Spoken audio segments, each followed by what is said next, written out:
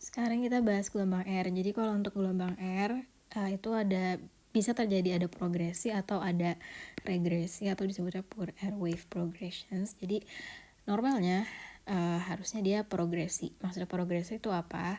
Jadi si gelombang R di V1 itu dia awalnya kecil. Nih kayak kita lihat di sini. Dia awalnya kecil, terus nanti makin ke V2, V3, V4, V5, V6 dia akan makin tinggi gelombang R-nya gitu. Nah, itu yang normal kayak gitu. Nah, ini kita lihat contohnya di sini. Di V1 ini R-nya ada 3 kotak kecil. Terus di V2 R-nya makin tinggi ya. Ini ada 6 kotak kecil. Di V3 dia udah 2 kotak sedang atau udah 10 kotak kecil. Terus aja dia makin naik. Nah, sebenarnya gelombang R ini bisa juga dia mencapai puncaknya di V4, terus nanti di V5, V6 dia makin turun. Tuh. Nah,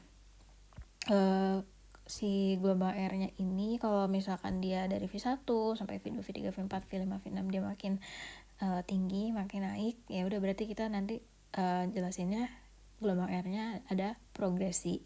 Tapi kalau misalkan contoh lihat di sini. Ini gelombangnya R-nya tinggi banget ya. Di V1 dia udah sekitar 4 kotak sedang, terus di V2 malah jadi makin kecil ya, jadi cuma satu setengah doang, 1,5 kotak sedang. Nah itu terus di V3 malah makin kecil lagi, cuma sekitar 2 kotak kecil ya, ini doang. Nah kalau kayak gitu kan dia malah jadi makin turun ya, harusnya kan tadi naik. Nah itu kita bisa bilang sebagai regresi atau dia pure air wave progressions gitu, jadi nggak beraturan.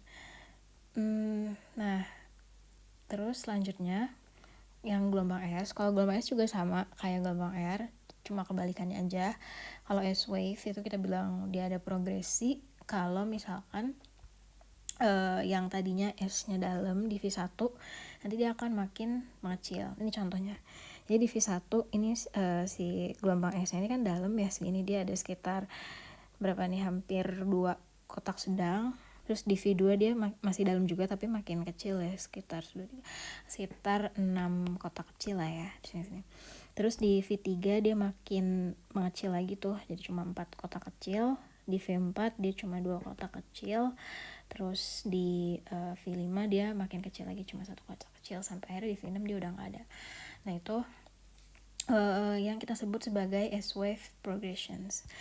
Nah kalau yang regresi ataupun S-wave progressions, dia intinya nggak beraturan aja. Jadi misalkan di V1 dia dalam nih, gini. Terus nanti di V2 dia malah makin dalam, bukannya makin mengecil gitu ya. Jadi makin dalam sampai sini gitu. Nah itu bisa dibilang bisa dibilang itu regresi dari S-wave.